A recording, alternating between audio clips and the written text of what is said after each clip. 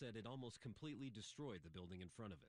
It looks like the front of the Pentagon at 9/11 on a very, very, very small scale comparatively, because it's got the same sort of damage. And I say that because I was a 9/11 first responder to the Pentagon. Zoldos says it will likely take days to search the rubble. For NPR News, I'm Will Michaels in Chapel Hill, North Carolina. In Florida, families of some of the students killed and injured last year in the mass shooting at Marjorie Stoneman Douglas High School have filed a series of lawsuits. They claim the Broward Sheriff's Office, school district, and a behavioral health clinic were negligent. Bob Kelly is an attorney for some of the families. He says the school district failed to take proper measures to ensure the safety of students and staff. This is an open and shut case, right? Not only against Nicholas Cruz, who has confessed for what he did, but also against the school board and the Broward Sheriff's Office and all of the bungling bureaucrats who let this thing unfold. The lawsuits claim sheriff's deputies didn't follow active shooter policies, and the school resource officer never attempted to enter the campus to stop the shooter. The Valentine's Day massacre left 17 people dead and 17 wounded. Stocks finished modestly higher on Wall Street today as tech and healthcare companies led the rally. The Dow added about 6 points. You're listening to NPR News. Good afternoon. I'm Dave Heller, WHYY News. It's 5:32. Training people coming out of jail or prison to work in landscaping is likely getting a boost in Philadelphia. WHYY's Tom McDonald explains. Council President Darrell Clark wants to expand the partnership with the Pennsylvania Horticultural Society. Some might just need vacant lots clean, all this different types of things, but we founded these groups. So we quietly put in an ordinance about 2 weeks ago, I don't know if anybody paid attention, for $2 million to go to PHS for a program and expanded way beyond the $500,000 that should already be in there. Clark says graduates of the program have started their own small businesses. That they can actually cut grass and maintain land during the summer months, and then they can, in the wintertime, throw a plow on the front and clear snow out. Those are the type of entrepreneurial opportunities we need to keep. Mayor Jim Kenney's proposed budget does not include any funding for the program, but that's happened before. Tom McDonald, WHYY News. The head of a state agency overseeing school construction projects in New Jersey says she cannot answer questions about reports that she hired people with personal connections because it's, quote, under review. Schools Development Authority CEO Lizette Delgado Polanco appeared before the Assembly Budget Committee today. Republican Assemblyperson Nancy Munoz asked her to explain reports that the agency had hired family members and former colleagues. Delgado Polanco declined to answer, saying the issue was under review by counsel. Questioning follows reports from the Record newspaper that Delgado Polanco hired people, including a second cousin and the mother of her grandchild, who the paper said lacked listed job qualifications during an overhaul of the agency. The authority says the new employees were hired because they had the necessary skills. Sports, the Phillies close out their home series with the Washington Nationals tonight across the street. The 76ers close out their regular season. The Chicago Bulls are in town. Tonight's forecast, partly cloudy skies down to 40 degrees overnight. Tomorrow, intervals of sun and clouds. Thursday's high 61. Partly sunny Friday. There's a chance of a late day shower, high near 70 degrees. This is WHYY-FM. Support for NPR comes from this station and from Trader Joe's, where there are new products arriving weekly and new episodes of the podcast Inside Trader Joe's arriving occasionally at Apple Podcasts and where podcasts are found. More at TraderJoe's.com. From CFA Institute. CFA charter holders are wealth managers committed to helping unlock opportunities for their clients' ambitious wealth goals. Learn more at therightquestion.org. And from the listeners who support this NPR station. This is All Things Considered from NPR News. I'm Ari Shapiro. And I'm Elsa Chang. Over the past few years, Saudi's crown prince has tightened his grasp on power. He's had critics and activists detained and reportedly tortured. And the CIA believes that he ordered the killing of Washington Post columnist Jamal Khashoggi. All the while, Saudi Arabia has continued to drop bombs in neighboring Yemen. And during all of this, the U.S. has not had an ambassador to Saudi Arabia. Well, that changed today. The Senate confirmed retired four-star General John Abizaid to the post. To understand what Abizaid brings to this daunting task, we're joined now by Brian Katulis of the Center for American Progress. Welcome. Great to be with you. So I want to start by visiting an important time in General Abizaid's career. This is the last few months when he was overseeing U.S. Central Command. It was right before the 2007 surge of U.S. troops in Iraq. How did Abizaid feel about that strategy? Abizaid was concerned at the time about the focus on military tools. What he tried to do in the debates inside of the Bush administration was broaden the discussion to include diplomatic tools. His essential point was that we don't need to be throwing more U.S. troops into a problem that essentially is political. And he his arguments largely fell on deaf ears, which is why we did the surge. But I think he was ahead of the curve. He understood the thing that I think many of us now who look at the region know fully from our experiences there, that it's how do you motivate, whether it's Iraqis or Saudis or others, to pull their weight, to actually settle their conflicts and then deliver services to their people, that we can't do that from the U.S. perspective, that it's too costly and it's better for these partners to do it, less effectively and over a longer time scale, perhaps. So what do you think of Abizaid's fitness for his new role as U.S. ambassador to Saudi Arabia? I mean, we should say that he's Lebanese-American, he speaks Arabic, but what additional qualifications do you see in this man? I think he's an ideal candidate. He's steady, he's practical, he's very knowledgeable of the region. He knows the Saudis very well by virtue of his past positions. They know him very well. So the Saudis won't be able to pull the wool over his eyes. I think he faces a number of challenges. First, he's going to have to figure out how to make sure he's part of the conversation between the royal palace and Mohammed bin Salman, the crown prince. You mean because there's such a close relationship already between the crown prince and the president's son-in-law, Jared Kushner? That's it, yeah, this linkage between the royal palace and the West Wing.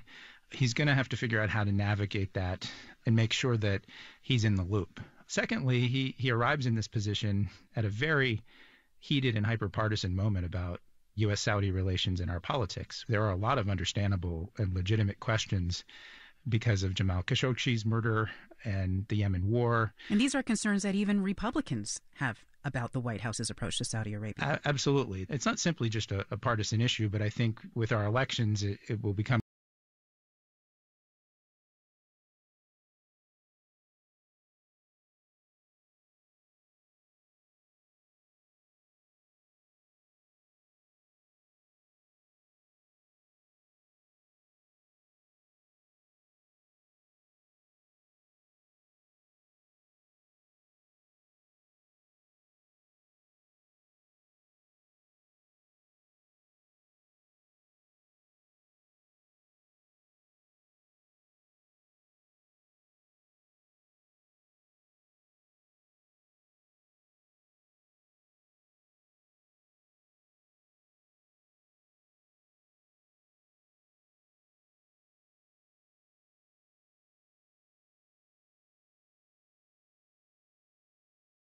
Khashoggi, their detention of human rights activists. All of these things create turbulence in the U.S.-Saudi relationship and are of deep moral concern to a lot of Americans. Brian Katulis is a senior fellow at the Center for American Progress. Thanks so much for joining us today. Great. Thanks for having me. Share prices for the British drug maker Indivior plunged today on the London Stock Exchange. The drop came on news that the U.S. Justice Department indicted the company on fraud and conspiracy charges.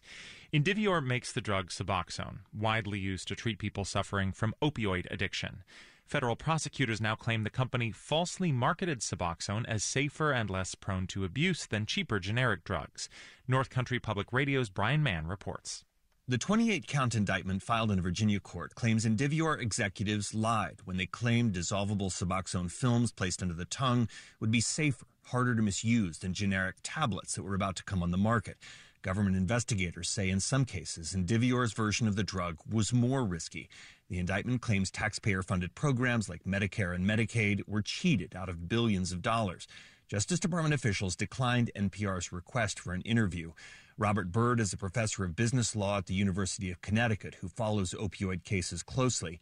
He says this criminal indictment sends a powerful signal to a drug industry already snared in the opioid addiction crisis. Not only the companies who are being indicted, but also other organizations and competitors who will look at these prosecutions and say, I don't want this to happen to me. Indivior executives also declined to be interviewed by NPR, but company spokesperson Jennifer Ginther read from a prepared statement denying any wrongdoing and describing the federal indictment as misguided. Indivior's top priority has always been the treatment of patients struggling with opioid addiction.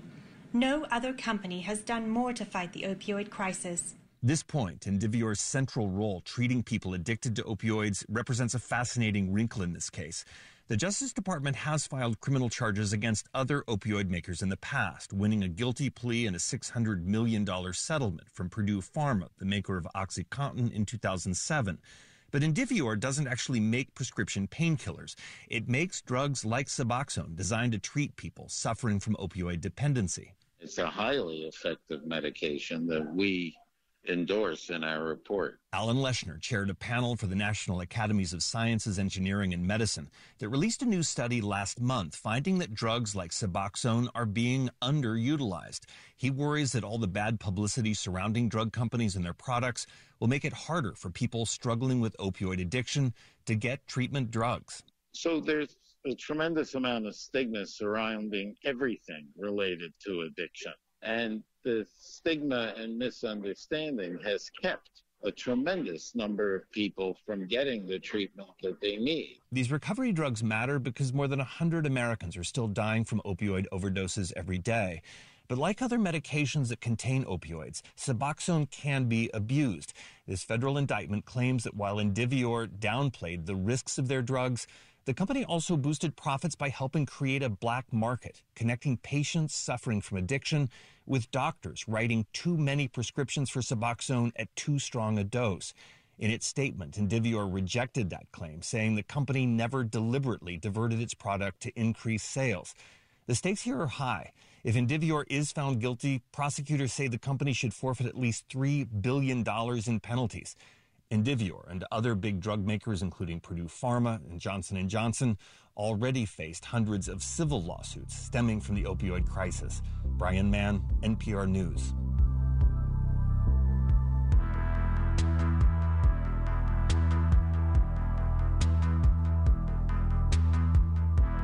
Tomorrow on Morning Edition, fires have broken out recently at petrochemical plants in Houston. Some people there say it's the cost of having an economy built around oil and gas. That story tomorrow. Ask your smart speaker to play NPR or your local station by name. You're listening to All Things Considered from NPR News. And you're listening to All Things Considered on WHYY. It's 544. Supporting WHYY, storybooks are in bloom at Please Touch Museum. From April 13th to April 28th, a different story blossoms each day. Favorite characters, local authors, and more. Story details at pleasetouchmuseum.org. The University of Pennsylvania supports WHYY. Are you drinking more than you want to? UPenn is conducting a research study of a medication that may help people reduce or stop their drinking. To participate, you must be 18 to 70 and want to reduce or stop your drinking. The study provides a medical evaluation, blood tests, counseling, and monitoring of your drinking. Details at 215-746-1987. GSK is proud to support WHYY's after-school and media lab program, bringing media arts and important STEM academic skills to underserved students in the school district of Philadelphia. GSK, do more, feel better, live longer. New Jersey Governor Phil Murphy is in a race to cash in on legal marijuana before New York. History is often a bumpy road of fits and starts, of progress and of setbacks. Ask Governor Murphy tonight at 8 on WHYY. Supporting WHYY, Chestnut Hill College's new cybersecurity online graduate program. Chestnut Hill College is helping to make the cyber world a safer place while preparing their students for rewarding careers on the front lines fighting cybercrime. chc.edu. And WSFS Bank, the largest, longest-standing community bank headquartered in the greater Delaware Valley. Learn more at WSFSbank.com. Member FDIC, Equal Housing Lender. NMLS number 417673. Thanks to everyone who responded during the Spring FM campaign. The WHYY Membership Department reports we successfully raised $516,000 to invest into this service.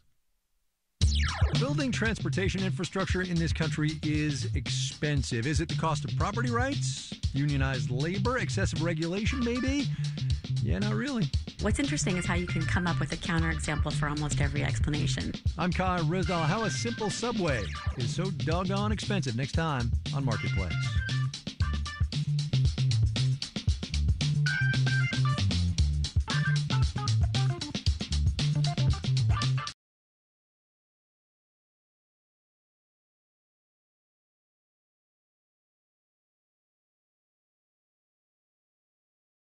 I'm Marty Moss-Cohen tonight in Radio Times. What's behind the shakeup at the Department of Homeland Security and how U.S. policy in Central America has added to the migrant crisis. Radio Times tonight at 11 on WHYY. From WHYY in Philadelphia, this is The Whyy. I'm Shai Ben Yaakov. And I'm Annette John Hall. I felt surprised, but I don't even know if I can call it surprise anymore. This is Daryl C. Murphy, reporter for WHYY's Plan Philly. You see this report, you see these numbers. I am a black man. I pretty much had a pretty solid idea of what this report was going to be. The report Daryl is talking about is the first of its kind study from the city of Philadelphia on the health and life expectancy of black men. It shows black men have a far shorter average lifespan than every other group, and they die early for lots of reasons. Heart disease, accidents, homicide, lung cancer, prostate cancer, diabetes. Why do black men in Philadelphia have a lower life expectancy than everybody else? And why is it important that we all work to close that gap? Today on The Whyy, Black longevity matters.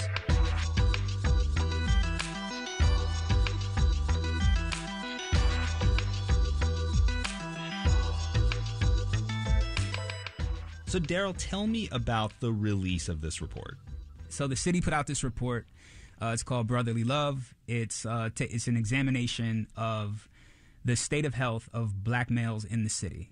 What it finds is that black men in Philadelphia have a life expectancy of about 69 years, and that's significantly less than other men in other groups and women. How do these numbers compare to the national numbers? Nationally, life expectancy is 78.69 years, so that's almost 79 years. So, in Philadelphia, we're 10 years behind that for black males. Also, it found that the number one cause for premature death for black men or black males between the ages of 15 and 34 is homicide. These really stark, harsh facts are all compiled into this one report to give people a sense of how severe the situation is for black males, so you can see it all at one time and, put it in people's hands and have a conversation about it and try to come up with some solutions. This is pretty alarming. You did talk to an epidemiologist who kind of broke it down for you, right? Yes, I spoke with Raynard Washington. He was one of the doctors who worked on the report. Recognizing that black men and boys are a significant proportion, about 20% of the population in Philadelphia, their health experience and health outcomes really do drive the overall health outcomes for the city.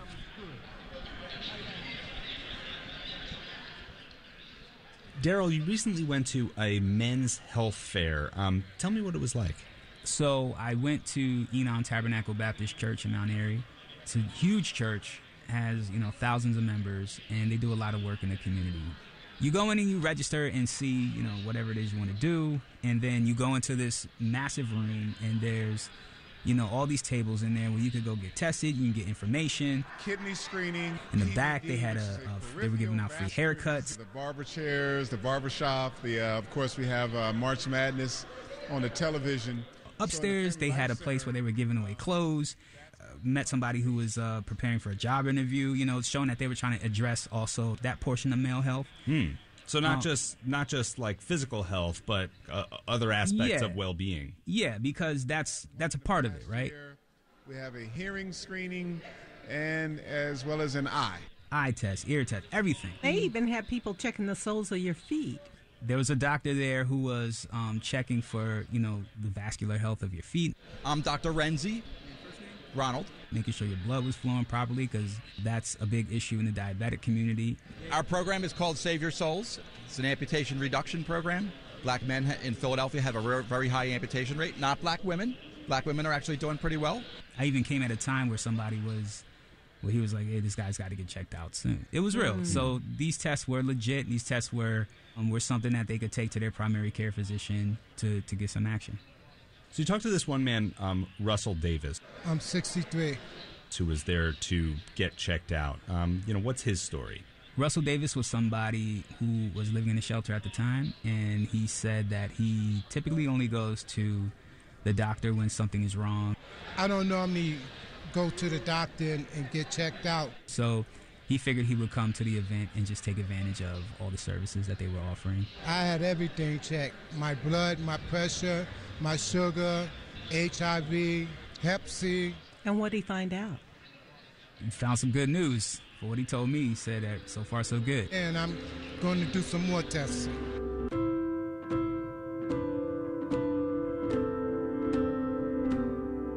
So Daryl, when you dig into the numbers, there are just a lot of things driving this reduced life expectancy, right? Dr. Raynard Washington, who had worked on this study, and Dwayne Wharton. I'm the Director of External Affairs with the Food Trust.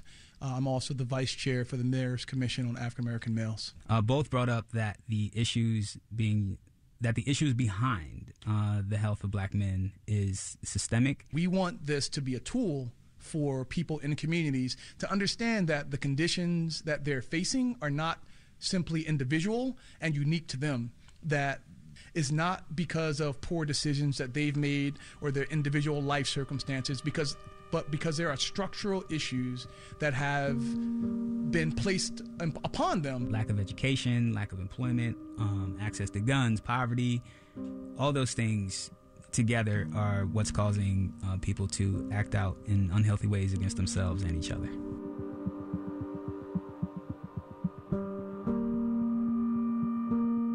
So, this is such a huge problem, Daryl. Are there any people on the ground trying to deal with these problems? I'm Ted Corbin. I'm an emergency medicine physician, and I co-direct the Center for Nonviolence and Social Justice with John. My name is John Rich. I'm a primary care physician by training. I spoke with Dr. John Rich and Dr. Ted Corbin. And here at the Center for Nonviolence and Social Justice, our real mission is to attend to the issues of trauma and violence, particularly as they affect the lives and health of young people of color in urban environments. One thing that Dr. John Rich brought up was how trauma from gun violence can actually lead to the perpetuation of gun violence. There are ways in which men often, for example, hold in their distress rather than talking to somebody about it. When you experience trauma, you don't have any healthy outlets.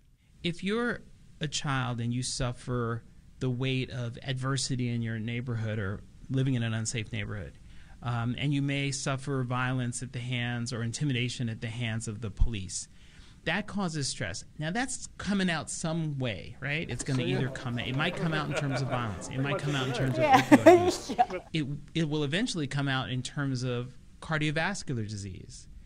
So this stress is coming out in some way or another. And ultimately, it could also lead to gun violence, where you don't know how to process your emotions. Yeah. I think one of the things that was really interesting that Dr. Rich brought up, and it was after I began packing up, I was getting ready to leave. And he brought up the concept of toxic masculinity. That stigma can lead you to drink or use opioids, or in some cases, that desperation can lead you to hurt yourself. I think one thing that we can't overlook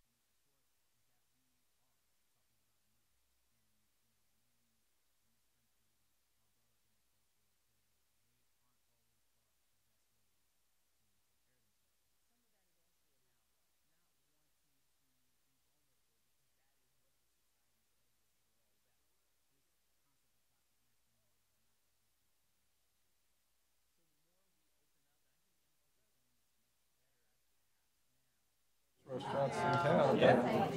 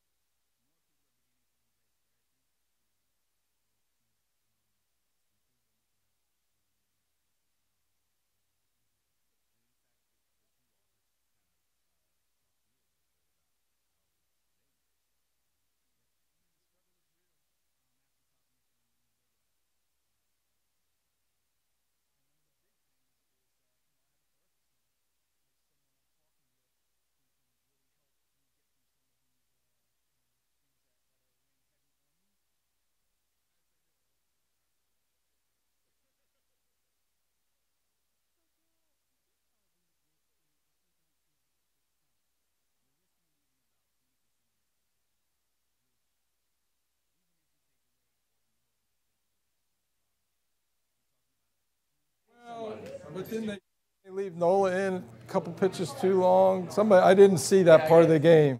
Nobody ever goes like a full game. Oh, no. You look 6 or 7 innings, and then you got the middle reliever and then the closer. Right. Although, Closer gets screwed up. Okay. Don't hurt your back. yeah,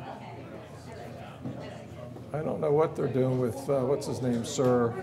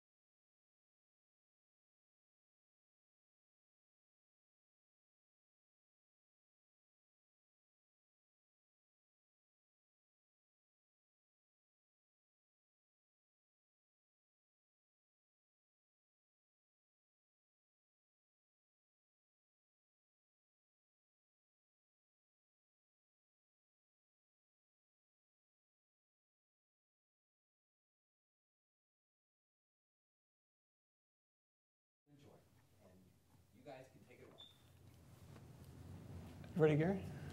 All right. Hello and welcome to this WHYY. Let me start that again.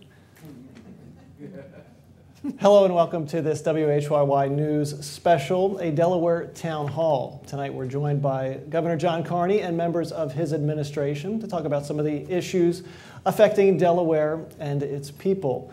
Governor, thanks so much for joining us. We appreciate your time. It's great to be here. This will be, I think, my 9th or 10th town hall meeting since the State of the State and budget address. So we're well into mid-season form, I guess. So you're well practiced. That's good to hear.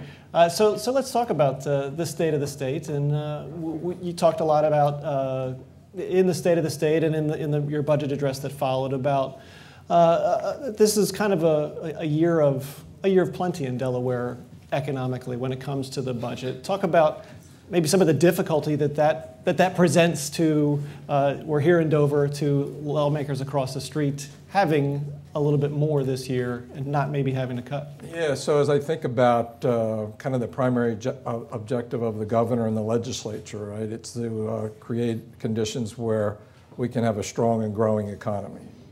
And we do right now. The unemployment rate just ticked down again, another 0.1%, so we're down under 3.5% unemployment for the first time in like 50 years.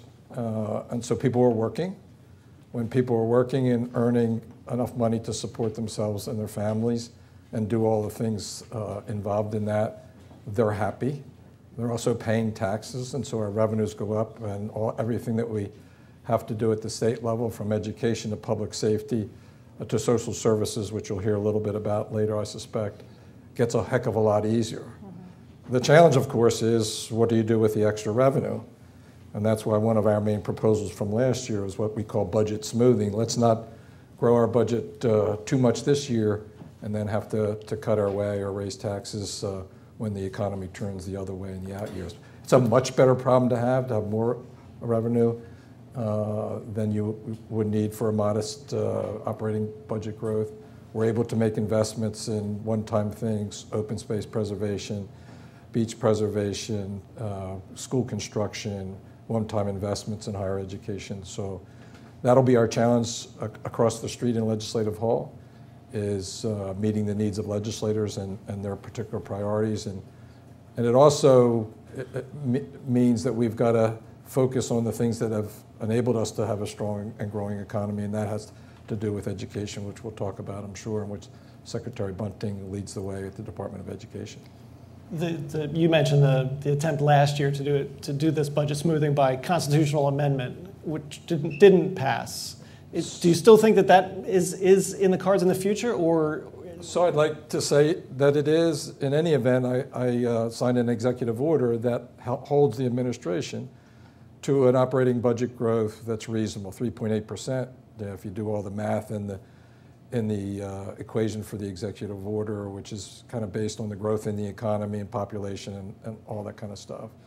And so it imposes a certain amount of discipline. When we say budget smoothing, so your budget grows at a steady pace over time. Your revenue tends to go up and down.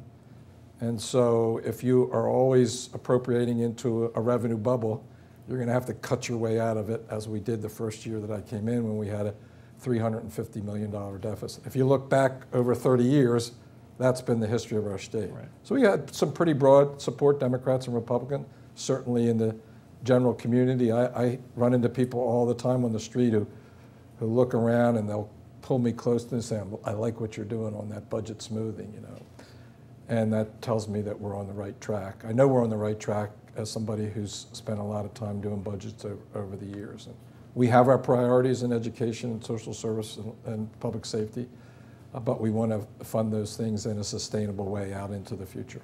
In times of plenty, though, you have this extra money, you have other groups, nonprofits, advocacy groups coming up with these proposals saying, well, this is a great way to use some of this surplus money. And they all kind of come at you once. And I understand you can't please everybody, but how do you choose not to invest in some of these ideas that can be very good? I mean, I know I'm speaking kind of vaguely, but, for example. I'll speak specifically. Mm-hmm. You're exactly right. And I'll think of two, and both involve nonprofit and private sector partners that we have. One in early education. Right. where we fund early education through a program called Purchase of Care. And there's a rate that goes along with that. And of course, all the advocates want us to increase that rate so that they can pay the people in early education centers more money. And that makes a lot of sense. You get better people, and they stay longer, and they do a better job. Same thing for people that work in agencies that serve our populations, people with disabilities. And there's studies been done that say we're below the market rate in those employees, and they want to move those amounts up to the market rate. Well, we are investing in both of those areas in a way that we think is sustainable in the future. Is it exactly what those advocates want? No, because we don't think it's sustainable. It's certainly under our operating budget target. But that is a really big challenge for us. And of course, members of the General Assembly support those things. We all do. We just want to do it in a responsible way. We have a fantastic budget director from the Office of Management and Budget, Mike Jackson, who works with the legislature very closely on explaining our approach to these things, and we are addressing many of those needs. The Delaware Prosperity Partnership has been around a couple of years now, I guess. So you mentioned the unemployment numbers being down and growing the economy, and that effort is a part of that. What kind of has been, I guess, in your mind, the biggest success in that? Maybe also a disappointment that has come along with that as well? No, I've been very pleased. It was a big risk to basically say, as I came in as a new governor, and say we're going to turn our economic development efforts over to a partnership that's mostly private sector driven. We have a 15-person board, most of whom are private sectors, co-chaired by myself and a guy by the name of Rod Ward, who's the CEO of CSC. And most of the members representing all the geographic areas across our state. We hired a CEO, President and CEO, Kurt Foreman, who's from the local area but was working out in Oklahoma. And he's worked with these public-private partnerships. I think it plays right into our strength as a state. I mean, we're a small state. We know one another. It ought to be an area where the public and private sector can really work together. And so far, they really have. A private sector-driven board for economic development give us really up-to-date information about market segments that we ought to be pursuing. We've started off by interviewing site selectors. These are consultants that work for companies about where they ought to locate their business. And they've been telling us what business thinks about Delaware, where our opportunities are, where we need to strengthen. Certainly education and some of the quality of life things are part of that. What we've heard from those site selectors is the most important factor in a company's decision where to locate is the quality of the workforce, which really does raise the bar for all our efforts, K-12 education, pre-K education, and of course, higher education. And while the Prosperity Partnership doesn't focus exactly on that, they provide the feedback for the kinds of skills that are needed and where the demand is in the economy. Well, let me ask you a question from our audience, kind of about that, where you were going with that. Somebody wrote, what initiatives would you implement to ensure students from low-income communities are able to afford college, be successful in college, and complete their degrees? Yeah, first of all, we got to get them there. We got to get them to graduate. We've got to get them to third grade, reading on grade level. We basically have three primary objectives. Make sure that every third grader could read at grade level, because they learn to read from the time they go to pre-K to grade 3, and then they read to learn the rest of their academic career. So if they're not reading on grade level at third grade, the rest of the career gets more difficult. Do math in middle school at grade 8 proficiently, and graduate either ready to go into the workforce or on to college. Not everybody's going to go to college. In fact, I get a lot of feedback from employers. I don't have enough skilled tradespeople, diesel mechanics and nurses and welders and carpenters and electricians, you name it, across the board. And so we have a program that we call Pathways, which is started under Governor Markell. Just had a conference the other day. There are over 10,000, I think 12,000 students that are participating in that, getting work-based learning, figuring out what they actually want to do, and getting them in a course to go into the economy after they graduate from high school or on to Delaware Tech or to UD, Delaware State University, or some other college or university. But our success as a state in a very highly competitive global economy is going to be our ability to make sure that every child, whether they come from a disadvantaged background or not, can be successful. Our biggest investment and my biggest priority in the budget that we're in is what we call opportunity funding, which is targeted funding just for children from disadvantaged backgrounds and English learners, because those children are not meeting the proficiency standards at those 3 milestones that I mentioned ago. So it's $60 million over 3 years, really engaging the education community, principals and teachers and parents, on making sure that we're meeting those objectives. We have another question from the audience, but I think it'll piggyback nicely off of our next question, so I will get to it. But I want to ask this one first, because 2 years ago you signed this bill that overhauled the Coastal Zone Act.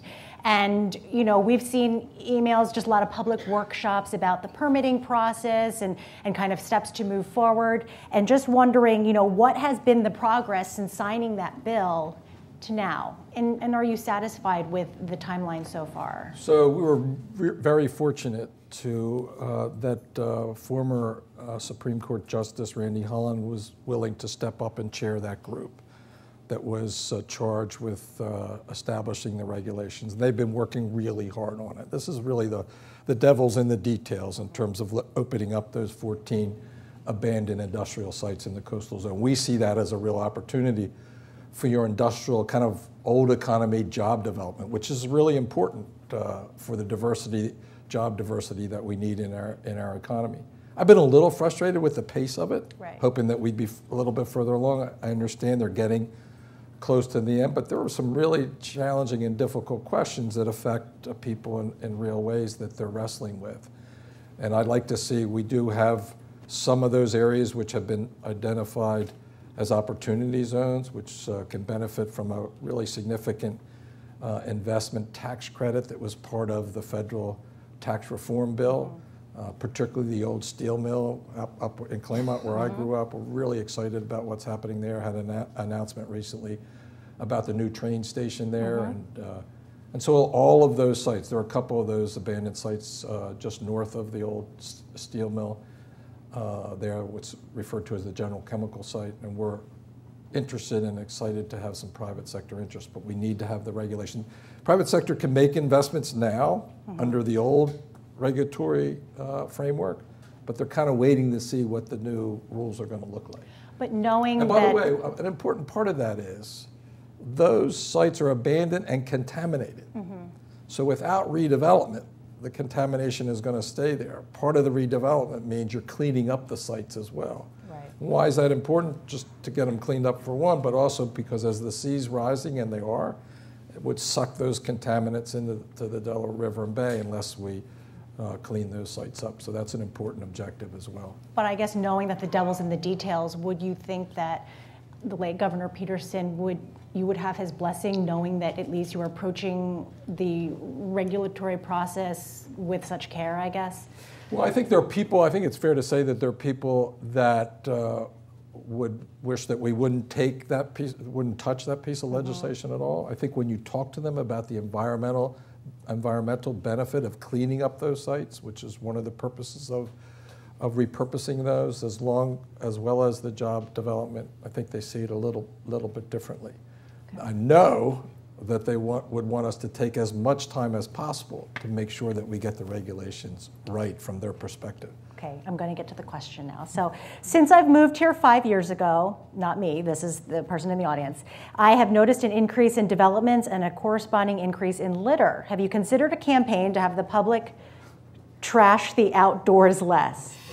I guess considered a campaign to discourage littering. I have a feeling that that's a question from a staff member of mine. But whoever it is, I'm going to give him a big kiss on the cheek. Maybe I shouldn't do that. But this is a big problem. He has a cold. He's got a cold. He's got a cold. This is a really big problem in our state. Just go around, go to any stoplight in the neighborhood in which you live, and just look out and see if you see litter there. We've got a really bad problem.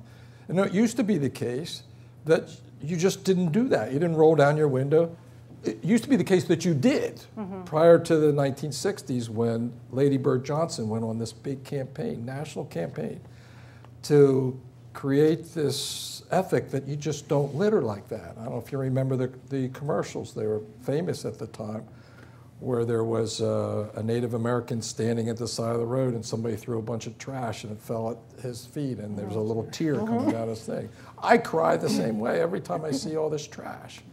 So we do have an effort through the Department of Transportation, Jen Cohen. We have crews going out right now cleaning up litter, but that's part of it. I actually worry about that part, that people think, well, somebody else is going to clean up after me. No. Don't roll down your window. So we need signage, we need public service messages. In fact, if WHYY could help us with that, we'd love to have it.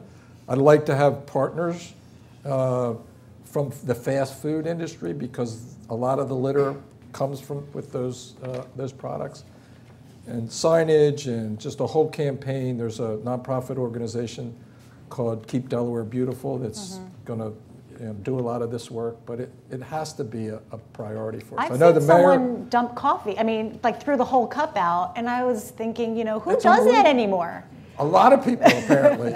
and then in you the can lower... dump the coffee, though, right? No, they dump the just coffee, the and they just threw the whole thing out, too. I go around, I drive my staff crazy. I go around picking stuff up and putting it in my own car and, putting it... And then in the lower part of our state, in Sussex County in particular, in the open areas, we have actually trash dumping. And, just people coming out and just dumping their trash. And that's a different kind of problem. Probably one that relates more to people's ability to pay for trash removal and something that we've got to think about as well. I have a transportation-related question, tangentially related from the audience tonight. They say, with many instances of drivers passing school buses illegally going viral and making national headlines, they're concerned with their kids' safety, getting on and off the bus. Would you support legislation that aims to crack down and reduce those instances? Absolutely. It's the short answer to the question. I have a story I tell all the time about how special Delaware is in terms of one person who can make a difference. When I was an intern in the House of Representatives back in 1984, I guess it was, there was a woman who kept coming in, and her advocacy was around school bus safety. She had actually witnessed a little child get off of a bus, run in front of the bus. The car didn't stop and killed the little girl. And her initiative at the time was to have a change to the buses that would better alert drivers that the bus was stopping and there were kids coming out. Well, when she first came in, I remember people were like, it costs too much money, it's too difficult, blah, blah, blah, blah, blah. Well, if you've ever seen a bus stop now, you've seen the arm that goes up. Well, Kitty Cole, which is the woman who was advocating for that, got that done almost single-handedly. It took her a couple years. I understand there's legislation under consideration in the legislature now to augment that warning sign. It's something that we ought to do. Okay, well, we have some other questions we have lots of questions actually on this card. Sorry, I was just listening to your stop arm question because I see that all the time. And I'm wondering then, do we have numbers on how many kids are getting hit, or do you need those numbers before you can even move forward with, does a kid have to be hit by a car before you can even move forward on cracking down on? Well, going back to Kitty Cole, a little student was hit and killed, which gave rise to the thing. And obviously tragedies like that happen, and they're important in moving people to take action. But to get to the next step. Yeah, I don't know the kind of data. I'm sure that the Department of Homeland Security, Safety and Homeland Security have data on that. They have lots of accident data about it, and we ought to take action based on that information. Okay, so I'm going to go to this question.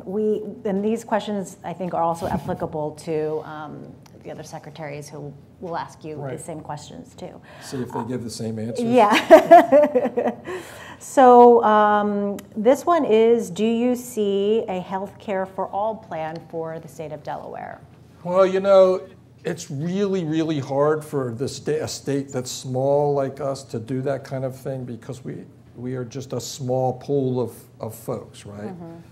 You know, I prior to my elected public service, I was on the Healthcare Commission as Secretary of Finance and then chair of the Healthcare Commission as Lieutenant Governor, and we looked hard at that. But, you know, one of the great things about Delaware is we're small and we're able to do things because of being small. When it doesn't help you, it hurts you, is when you're talking about an insurance pool, which is essentially what you would be talking about here, because we don't have a very big population to spread those costs on.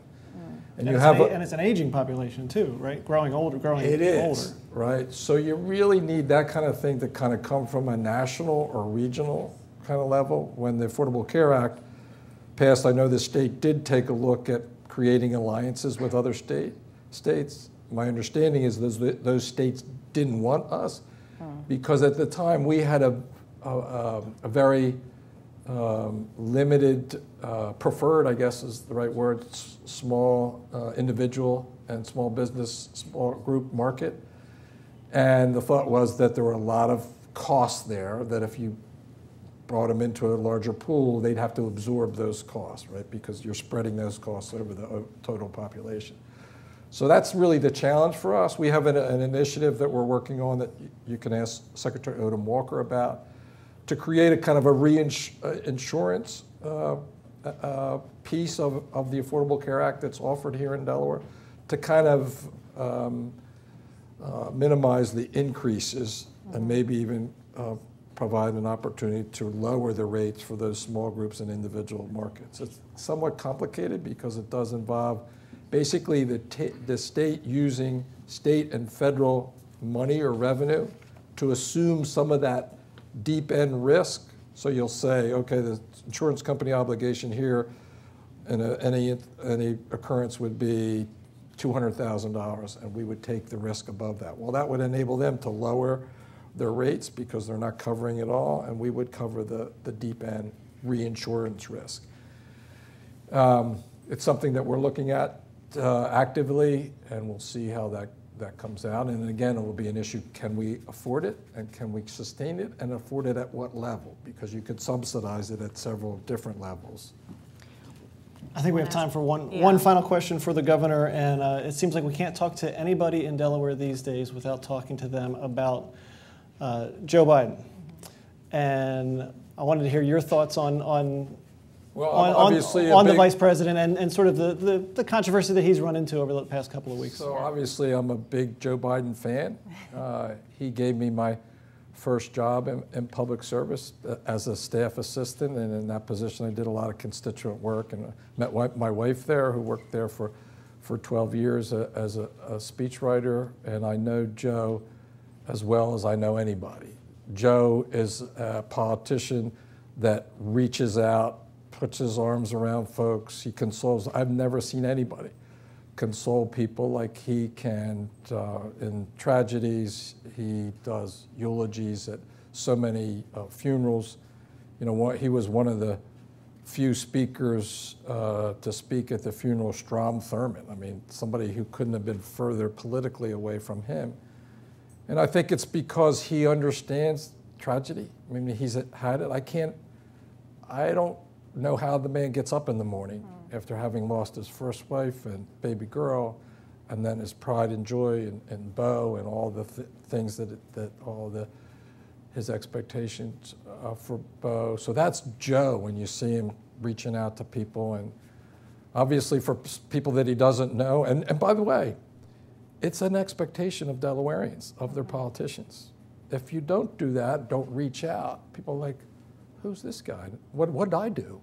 Why am I not favored, you know? Is that something that's changing? Yeah. I mean, in the Me Too reckoning, you have to almost maybe change how you are I think the answer is if you don't know who you're talking to. We know so many of the people that we come in contact with. Then I think as Nancy Pelosi advised, just think that everybody has a cold or something. But I think the other thing that we've been able to do, interestingly, in some ways, is to, just to have a conversation about it, because everybody's talking about it. But I know Joe. He would never harass anybody in that kind of way. It's really just the kind of guy that he is. Well, like if and you by pause, the way, I think he'd be a great president. Yeah. Well, like if you pause though when you're running for re-election, like whether you are going to hug someone or I don't know, Does do it one make of me these? think twice? It does. Yeah, I must say. I mean, I'm pretty physical as well. You know, and when somebody I'll hug men, women, people that I know. You know, there are people that are supporters, people that I've seen up and down the street, and there's an expectation that people of Delaware have with their elected officials. It's a very personal politics. You know, it's not about big media. You know, we don't have big media. We do have media here. No offense. So it is. But you know, things are changing. I think that way. I think it's in some ways it's unfortunate because it will put a damper on a politician reaching out to folks. He is Delaware Governor John Carney. Thanks so much for your time. We appreciate it. Great to be here. And you're watching a WHYY News special, a Delaware Town Hall. We'll be back with another member of the Carney administration coming up next.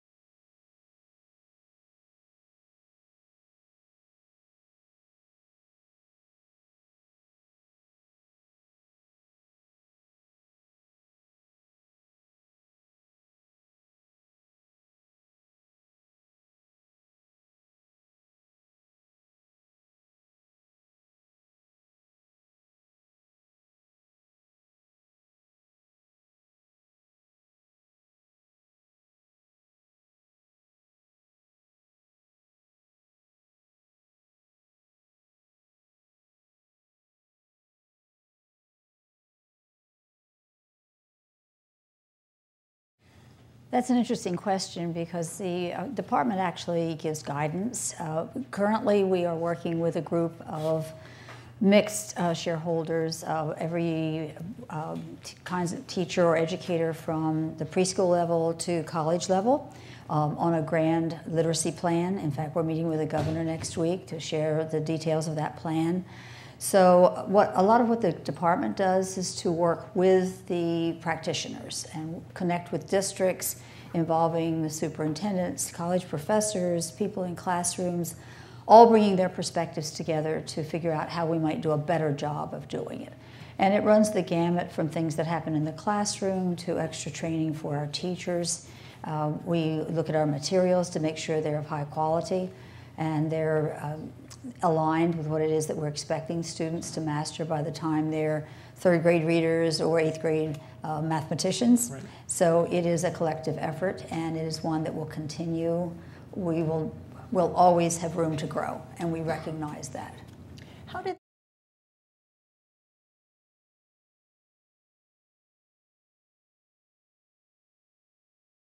Good question.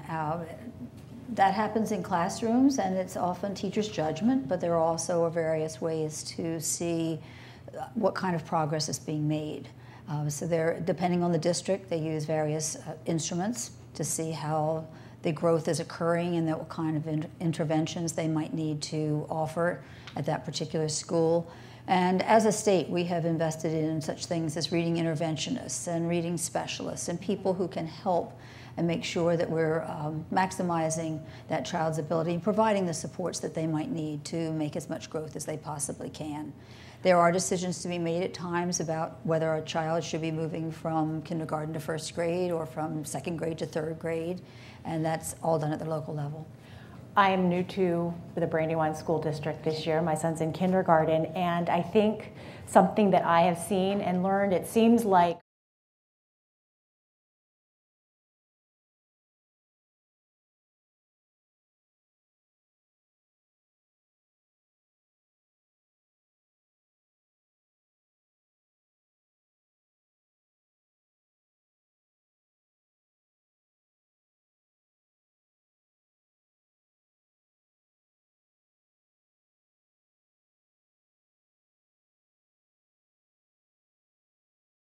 now is in kindergarten, but we have to also look at the end product. And what we're finding is that our high school seniors, when they leave the workforce, once they finish college, we need to be graduating our students with skills, better understanding, more content knowledge than they once had.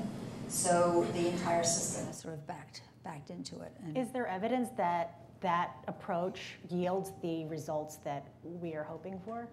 We are hoping to have graduates that are ready for success in the world, in the military, in college, and we have international competition. Mm-hmm. So we know from various tests that are used that we are not measuring up in all instances to the international competition. So we need to make our curriculum more rigorous and make sure that our students are better prepared. I have a question from the audience. Says, where do you envision Delaware schooling 10 years from now, and how do you fund future schooling advances? I think you'll find a lot more technology in our schools, a lot of personalized learning that's geared to each individual student's interests and skill levels. And if you visit a classroom today, you're going to see a major difference between 2019 and 2009 even. In the way that we share materials. Even textbooks, in many cases, are electronic textbooks. So I think you're going to continue to see that kind of change. It may be that you see what we call flipped classrooms more often, where a lot of the instruction is actually done via computer, laptops, Chromebooks, and then in school you do group projects and you get the support if you need a little extra help. So there's that kind of change that will happen. I think you're going to find a stronger pathway program. We talked about that earlier. Mm-hmm. Finding a niche for a high schooler so that they actually have introductions into the things that they might be interested in life. Sometimes you find out that's not the way you want to go, but that's a valuable lesson too, as opposed to finding that out in college after you've invested a couple of years of your college education in a field that really doesn't entice you as much as you thought it might. So I think you're going to see more and more of the CTE level. I believe we'll find more connections with the private sector so that we have more internships, we have more introduction to the kinds of occupations that are out there, more involvement with the public. Education needs to be practical, realistic, and they need to be interacting with the world in many ways. So I think those are just a few of the changes that you'll see. I want to go to the city of Wilmington and kind of focus on that and how the city does not have a high school. Yes. And for a city that size, should that change? Should we have a high school within city limits? There is a long history in court orders and so forth that have resulted in the changes that you now see. Since I've been in Delaware, since 1970, mid-70s, there have been some changes there. At this point, there is not a Wilmington School District, for example. There are high schools in the area, but our Wilmington children, depending on what district you're in, do have opportunities to go to high school. It's just not in the way that it once was. So there is still a court order in place, but there is a lot of conversation going on about how to better serve the city residents. And there is concern about students traveling 15 miles to go to a high school, that type of thing. So I think you're going to have continued conversation, and I, at this point, cannot predict what will be the results of that conversation. There's also action, I guess it was last year, the Christina School District signed an agreement to consolidate a number of Wilmington schools and kind of rework the way different grades are going to schools in the city on the elementary level. Where is that at? Are you referencing change in the non-contiguous section of the Christina District that actually lies within the city of Wilmington? Right. Some of that is taking place daily. They had 5 buildings in that area. Right. Most of them were underpopulated. So you might have a building that would house 1,000 students and it has 300.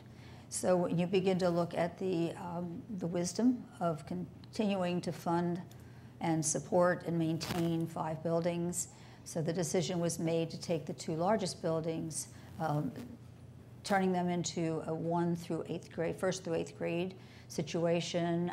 There are still steps being taken daily, literally, to work toward that plan. That is a plan that Christina has put forth, and turning one of the smaller schools into a kindergarten, preschool kindergarten center with extra activities that would involve parental training.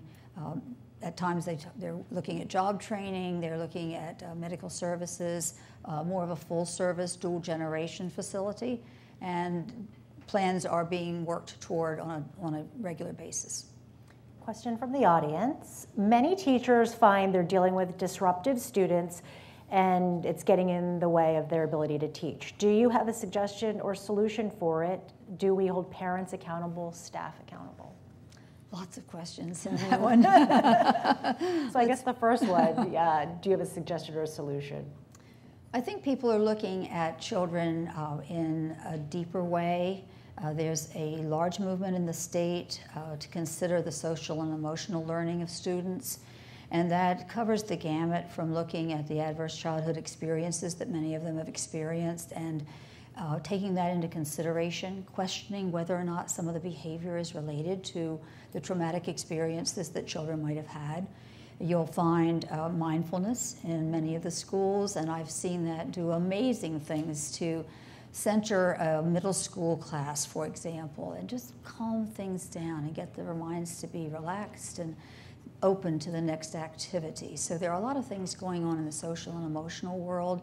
This is a trauma-informed state. The governor came forth with a proclamation that we would be a trauma-informed state. We at the department have actually hired someone who deals with trauma-informed practices, restorative practices, the social and emotional pieces if you wish to label that as mental health, but the idea that we need more social workers, more mental health workers, more psychologists in our buildings to help the teachers with what it is that they're facing or finding in their students is changing the way we look at things and the way we look at discipline.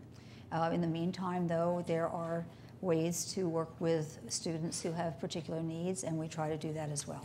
I know some teachers, though, feel like their hands are tied a little bit because the curriculum is so rigorous. You know, they have certain markers they have to meet, and they might feel pressure to meet what is being asked of them, and yet they're trying to then juggle, like treating the whole, like looking at the student as a whole student. That's a tough ask, yeah. And that's a lot to ask of the teachers. So how are you couching it to teachers throughout the state? And it's being handled slightly differently in different places. Remember, we have 23 charter schools and 19 districts, and so things happen a little differently depending on where you are. But I think this goes back to the provision that the state is making to add extra people. Last week there was a wellness center bill introduced where we would take a look at the wellness facets of children's needs. And then we also have, as I mentioned, extra people, mental health workers, social workers, people that have a different kind of training that we're trying to put into schools. And again, last week in the legislative session, there was an introduction of a bill to provide a lot of those, depending on the number of kids you had in each building. So I think we're looking at bringing help to the teachers and help of a different kind. The training would be different, and hopefully the success with those students that add to your load in a classroom would be relieved. I think we have time for one more question with Secretary Bunting, and this one comes from the audience from Tiana. Tiana.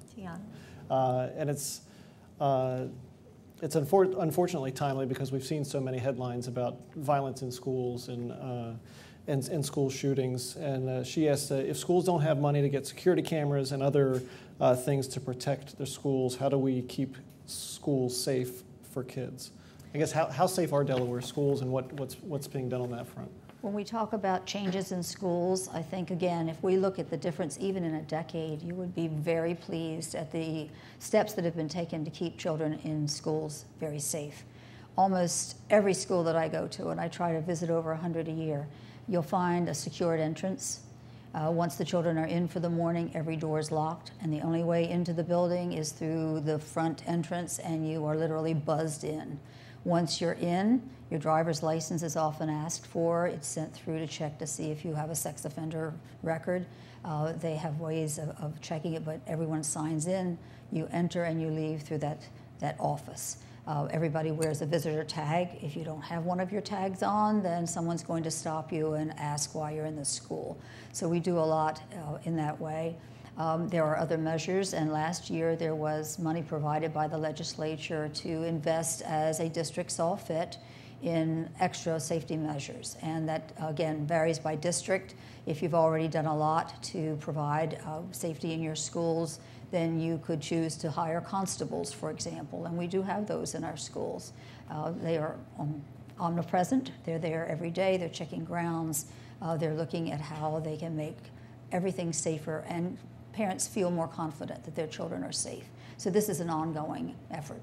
There was a story not long ago where school lockdowns are practiced and rehearsed from kindergarten on up, and I believe it was a charter school, but still, this girl was in a lockdown. There was a bomb threat called into the school, and the girl thought she was going to die, and she said, she wrote in her arm, like, "Love you, Mom and Dad," and it was really sad.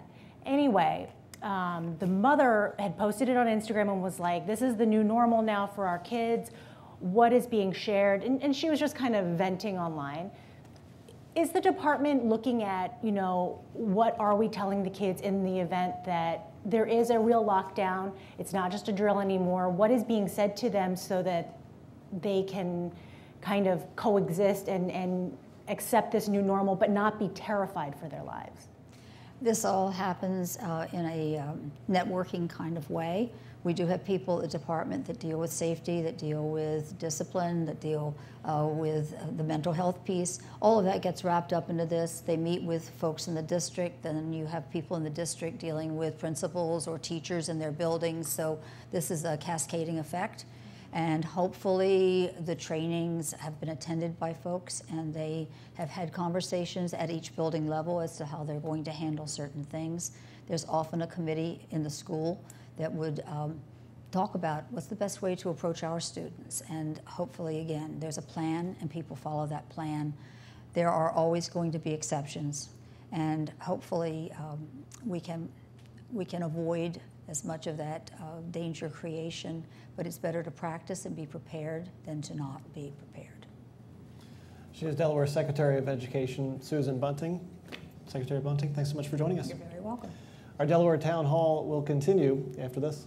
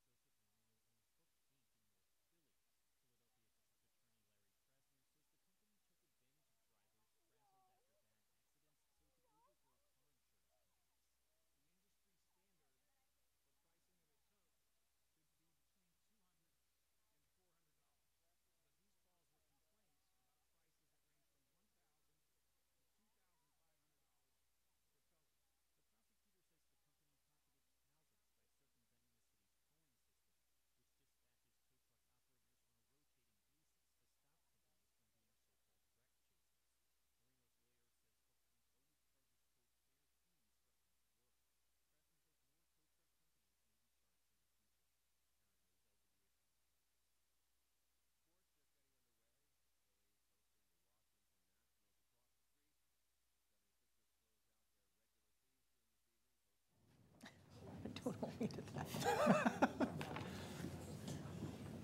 good.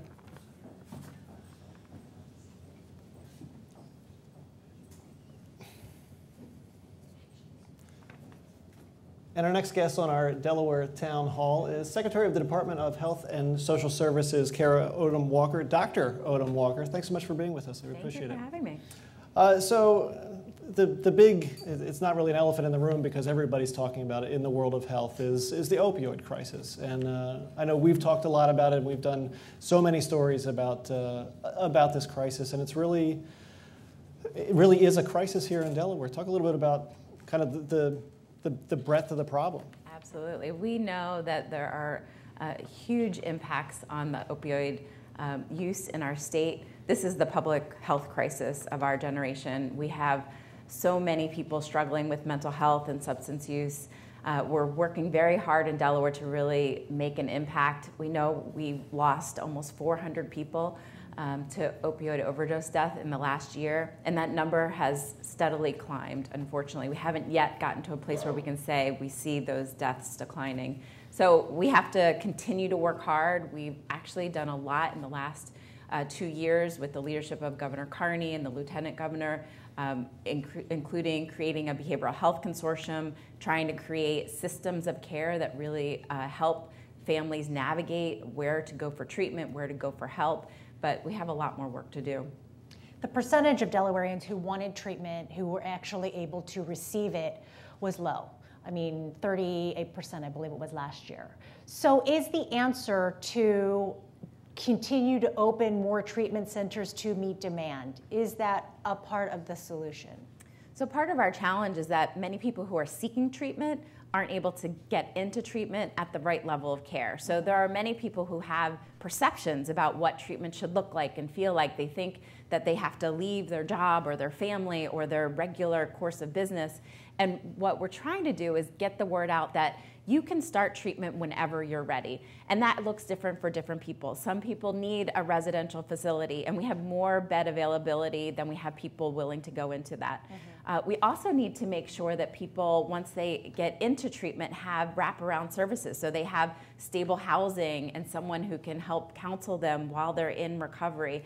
But what we know that we also need are people who can provide treatment with medication-assisted therapy in outpatient settings. So we have a huge gap in need. We have about 8,000 people that we think have a substance use disorder who aren't able to get treatment. We need to increase capacity. We could never build all the beds and facilities to put people in treatment. We need to figure out creative ways to address this crisis. So that's what we're doing now. We also know that some of the challenge is that there's so much stigma out there once people find out they have addiction. They don't know who to ask for help, and they don't get great advice. So we've created an online referral system, kind of like an open table or some, an app that actually will help providers refer people into treatment at different levels of care. And so we lovingly call that DTRAN, the Delaware Treatment and Referral Network. It allows providers to look and see where there are open treatment appointments so people can get in next day. And that's been critical. It just started in September, so we're learning as we go,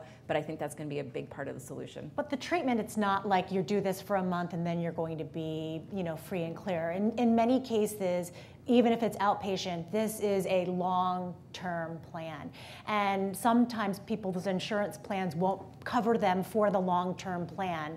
And I could see kind of thoughts getting into their head, well, why even bother if I'm not going to be able to see it through? So are there things in the works to address long-term care? Yes, so what we know about addiction is it is a chronic brain disease. It is just like diabetes or asthma. It changes the way your body acts. It changes the chemicals. So you can't expect to be cured from addiction. It may always be there with you, particularly for opioids, because it rewires the circuitry and can take people up to 2 years to become fully in recovery. But some people need even longer than that, 10 years. So that means what we actually need is a way to provide treatment where people are, where they're functioning in their communities, where they can have stable jobs. And these medication-assisted therapies are set up so that people can be on treatment, get a once weekly dose, and be on it for a long time, living in their homes, living in the community, and not in a treatment facility. And so there's a perception that you have to be in a place in a place for 30 days and you're cured. And what we need to change is the perception that you can do this for 3 years and your insurance will cover it. It just may look different than being in a very unique kind of secured location that's separated from your family and loved ones. You talked about maybe the stigma of those who are going through this, don't know who to ask or who to talk to. And I know the state's done made some effort to connect those people with people who have gone through it, like a peer system. Can you talk a little bit about that program, I guess, was launched last fall? Absolutely. So again, another initiative that's been a huge undertaking, and really appreciate the partnership from local providers who are helping us figure this out. It's called START. We all love our acronyms in government, the Substance Use Treatment and Recovery Transformation Initiative, which just says we are trying to transform the way we do recovery. You can't just say, I'm going to write a prescription. As much as I love to do that as a family doc, it doesn't work for addiction. You have to create not only the medication, not only the chemical need and replacement, but we also have to have peers who can coach you on what happens when you're in a moment of weakness, what happens when you're really struggling or you had a trigger that will create a potential for relapse. How do you navigate that? How do you find a safe housing location that will support all of these needs? How do you find a job where you're trying to make sure you're weaving in your appointments that you may need for medical care? So a big part of that initiative is using peers who have lived experience and can guide individuals through the path to recovery. Have we seen any progress since cracking down on, the overprescription of painkillers from certain doctors? Have we seen any kind of progress from that crackdown in terms of, I don't know, in terms of less numbers of people claiming to have a substance use disorder? It is challenging, and we know that chronic painkillers, especially high dose, has been a challenge for Delaware in particular. We were #1 in terms of prescribing rates for high dose opioids, and unfortunately we're still pretty high. So we have to do a lot more work to educate providers about what else they can do when people come to them with pain. We've changed the prescribing patterns of how long you can prescribe for short-term and long-term therapy. That's made a difference, but we also know that we're still prescribing a lot of opioids and relying on that as the only chronic pain management tool. And there are other things that are just as effective, like chiropractic care and physical therapy and yoga and meditation and massage. And so we have, again, much of this is patients think they need a pill, and we need to reorient to say it may be an option, but there may be a suite of other options that you should really consider. Let's switch gears a little bit and talk about maybe the other big item in healthcare these days, the Affordable Care Act, and kind of challenges to that at the federal level, and what that means for the state, kind of that uncertainty about what's going to happen with the Affordable Care Act and where that leaves people. Where do you think we are right now in that? Yeah, the Affordable Care Act has been a tremendous opportunity for states to think about increasing access and providing provisions for many people with pre-existing conditions. If the Affordable Care Act were repealed, there are numerous impacts that would create problems in Delaware. I mean, it allowed us to increase the number of people eligible for Medicaid. Young people could stay on their parents' insurance. So we continue to watch what may happen at the federal level around the Affordable Care Act, but it has been something that has allowed Delaware to really leverage federal resources and make sure that more people have insurance. We know that insurance rates since the Affordable Care Act has been passed have gone down dramatically, down to less than 5% in our state. That's huge to make sure that every person has a potential pathway to get care. And for those who are still uninsured, they can go to federally qualified health centers and community health centers locations to get care through resources provided in the Affordable Care Act. We have a question from the audience. Healthcare costs are eating more and more of our take-home pay. What are you doing? Are you doing anything to help us? We know, again, in Delaware, this is a very unique issue for us. We are the third most expensive healthcare spending state in the country. More and more people, whether they're in small business plans or commercial plans, are saying, my premiums are going up. I can't afford this. My co-pays are going up. My deductible is going up. What can we do about this? Governor Carney has been out in front and pushing this issue ever since I started with him. He has said, healthcare costs are growing faster than our state's revenue. What are we going to do about it? It's eating into the investments we make in other things like education and transportation and the economy. how can we measure this? So he actually issued Executive Order 25 to set up a healthcare spending benchmark that will allow the state over time to see if we can get on a more sustainable spending path for healthcare costs. That is going to allow us to measure what we spend in healthcare, but also see why we're so high. Why is it that we're higher than our neighboring states? Why is it that it's impacting our small businesses and consumers more than others? And we're also not only looking at costs, but looking at quality. So Governor Carney issued the executive order and said, we're going to measure these costs, but let's keep it in context with making sure we still have access to really great care. Those quality measures will track population health targets, not only around opioids, which we talked about earlier, but also looking at emergency department utilization, preventable utilization, because that's a marker of whether people are going to their doctor and doing the things they need to take care of themselves. And then a suite of measures around cardiovascular health. We have a growing obesity rate in our state. A lot of people have long-term consequences from obesity and diabetes and heart disease, and we really want to make sure we're getting people healthier sooner in their lifespan. So this is a really important impact, and it's not just about the healthcare dollar that the state spends, it's about all Delawareans and how we keep track of healthcare costs. So explain how that benchmark, how it works. And I was trying to explain it to Shirley when we were prepping for this, and I was like, I think I understand it, and then I tried to explain it to her, and I don't think I really do. How do you keep that healthcare spending where it is when that's been the cost that's been growing and growing and growing year after year? Exactly. And I think it's easier when you think about the numbers for me. So we set a target at 3.8%. So that's an annual growth rate that will grow over time, just like inflation or other measures. But healthcare has been growing at something like 5 or 6%. So it's above that rate of growth. The way the benchmark will work is every year we'll say, did we make it at that 3.8%? Are we still growing at 5 or 6% as we have in the past?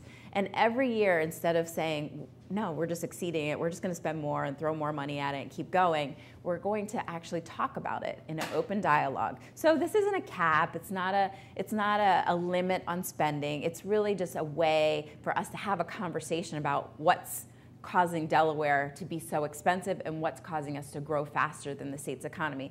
We might see that prescription costs, for example, are growing faster. We might see that hospital costs or physician costs or nursing home costs are growing faster. I think with the changing population trends, with more aging folks in our state, we might see something emerge that says what we really need to do is make sure we're thinking about that whole system of care in a different way.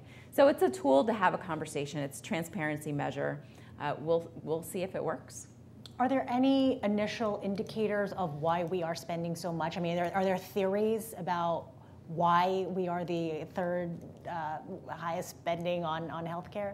There are a lot of ideas, and I can't say that I have the best data yet. Mm-hmm. I'm hoping that as we set up this benchmark in the next year, we'll have a better indication. Some people have said, well, maybe you just need to look at how unhealthy we are. We're 31st in health outcomes.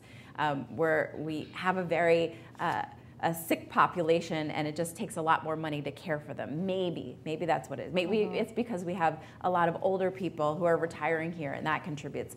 Or maybe our prices are higher. If you look at neighboring areas, maybe that is just really driving the cost. So we're not sure yet, and we continue to look at ways to understand and analyze that. The best data we have is from the federal government from 2014. So as we set up the benchmark this current year, we'll have more current data where we can really dive into it and see what's going on.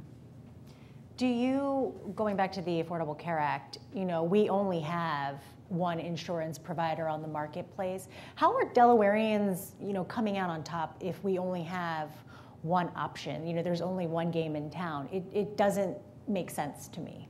Again, this is part of the Affordable Care Act to set up these individual marketplaces. We do have a limit. We only have 20,000 people in our individual marketplace, so it's very hard to shop when you're in that kind of a market, and it's hard to spread out risk.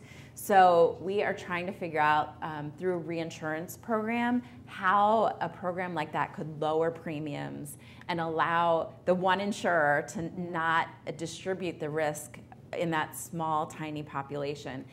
Reinsurance program is a little technical. I'm not going to get into the details if you're okay with that. but what it does is say, okay, insurance company, you're taking on a lot of risk. What we're going to do is take on that really high risk. We're going to take that out so that our consumers who are trying to get into the market and have lower premiums and afford health care actually aren't penalized for that one or two person who's in the pool who makes all of us look sick and really expensive. So we're hoping, again, this is an active area that we're working on with the legislature, so we'll see what happens. Okay. All right, great. She's the Secretary of the Delaware Department of Health and Social Services, Dr. Kara Odom-Walker. Thanks so much for joining us. Thank you Appreciate very it. much. And that has been a Delaware Town Hall, a WHYY News special. Thanks so much for joining us. Remember, you can find Delaware News anytime at 90.9 FM and WHYY.org.